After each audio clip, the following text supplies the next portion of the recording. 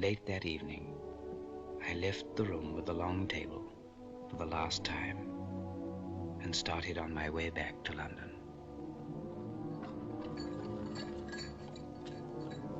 Ah, Mr. Pip, I believe. Good morning, sir. Good morning, Dick. I have a note for you, sir. The messenger who brought it said it's urgent.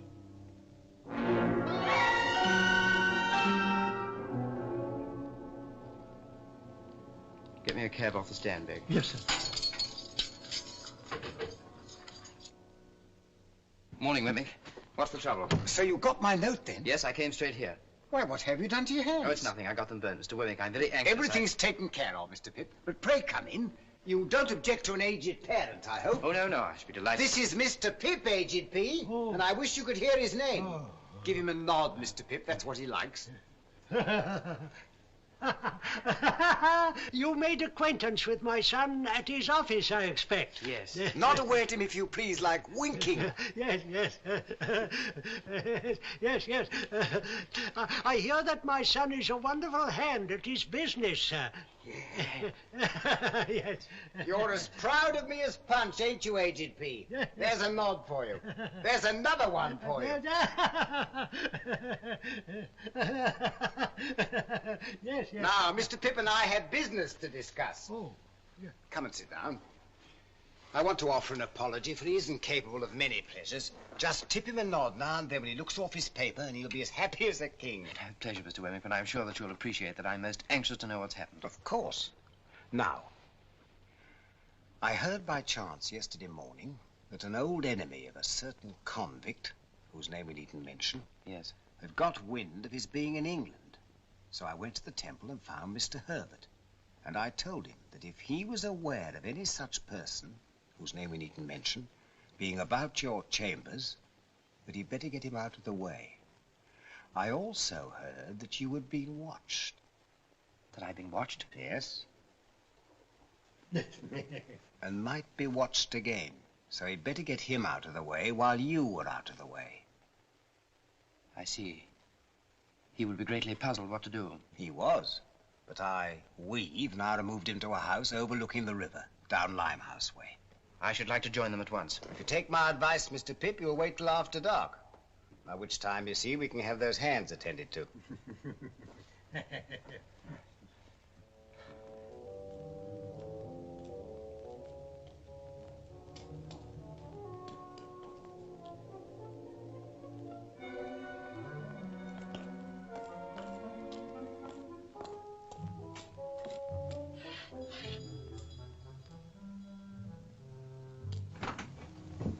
Good evening, ma'am. Good evening, sir. Thank you, Mrs. Wimpole, and you can send up our supper, if you will. Very good, sir. How is he? All's well.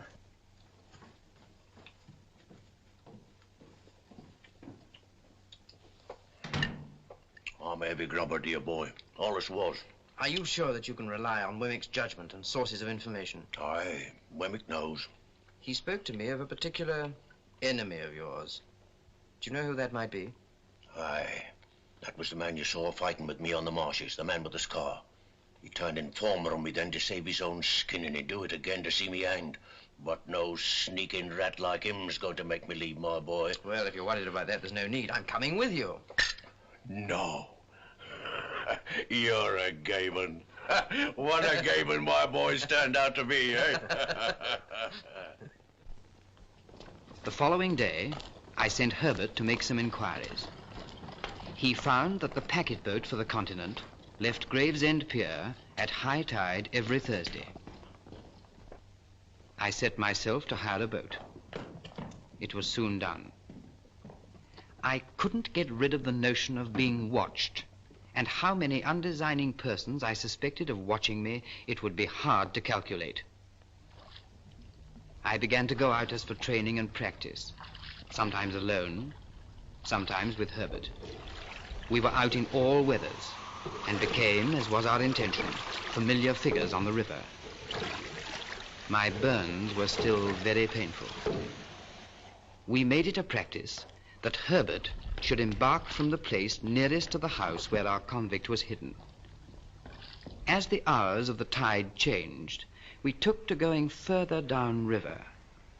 There, on the marshes, we found a lone public house where we decided to stay on the night of our escape. And from a nearby buoy, we timed the passing of the packet boat.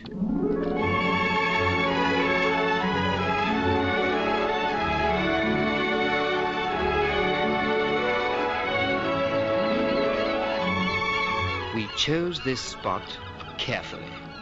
It was just above the point where the steamer picked up the river pilot. The river pilot. Our river pilot. One day, Herbert bought 2 steamship tickets, and our plans were set.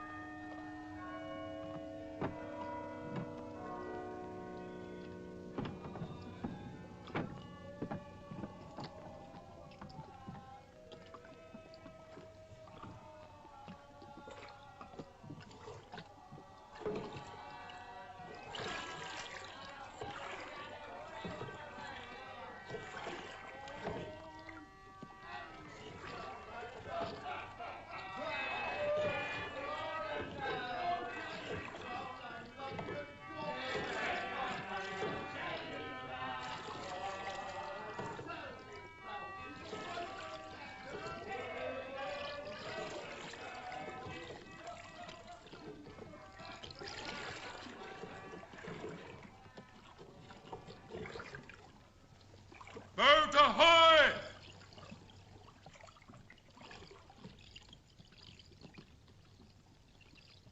Ahoy there!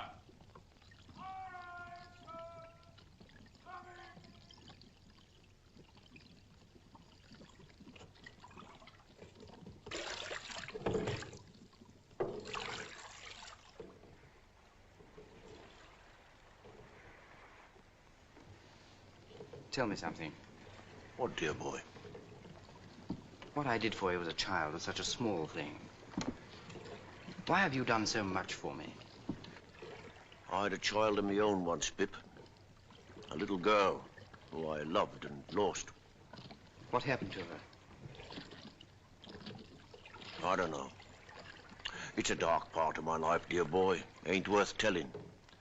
But when on those lone, shivering marshes, a boy was kind to a half-starved convict, that boy took the place of the child he had lost. Pull on your left.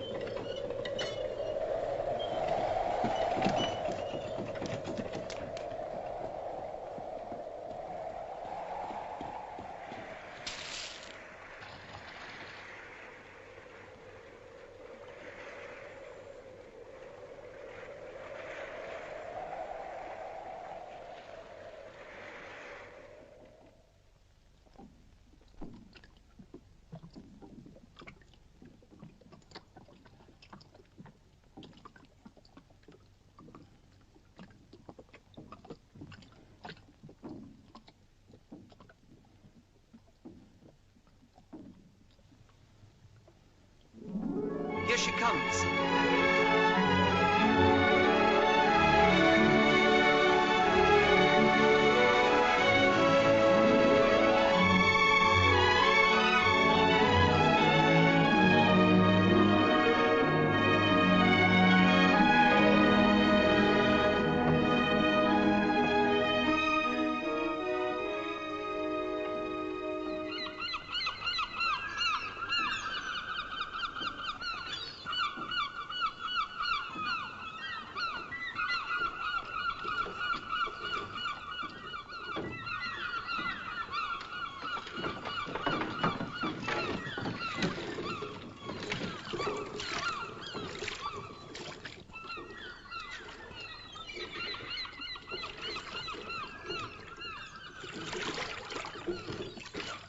One, two.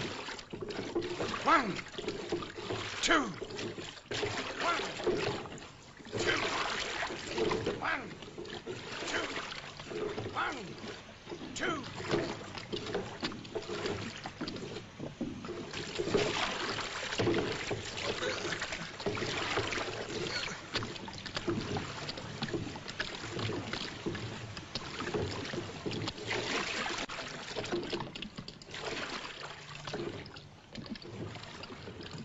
You have an escaped convict there.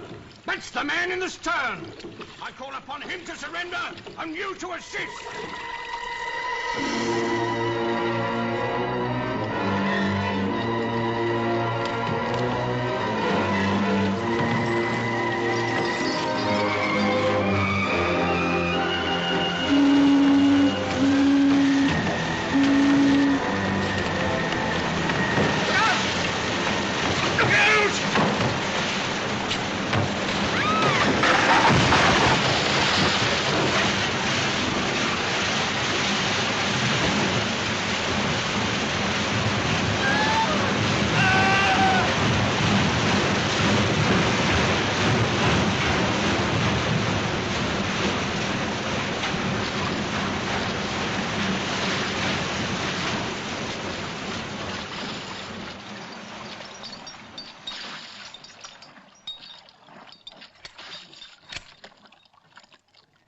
I'll never forgive myself for this.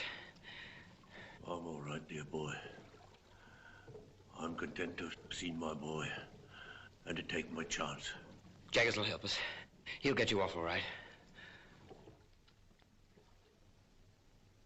Prisoners at the bar. It is now my duty to pronounce the sentence demanded by the law.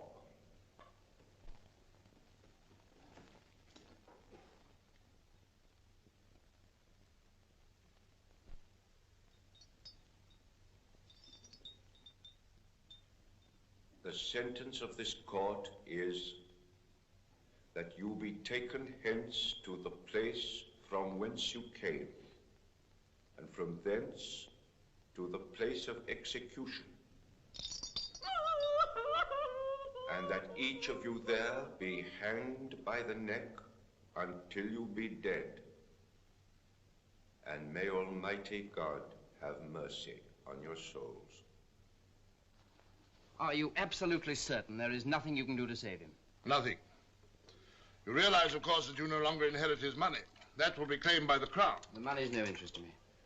If you had been a blood relation, it might have been different. You are not a blood relation, so it is not different. You mean if he had a child, the money would go to the child? The money might go to the child. Mr. Jaggers, there was a child. So you think there was a child, do you? I know there was a child. And what's more, Mr. Jaggers, you know it. Sit down, Pip.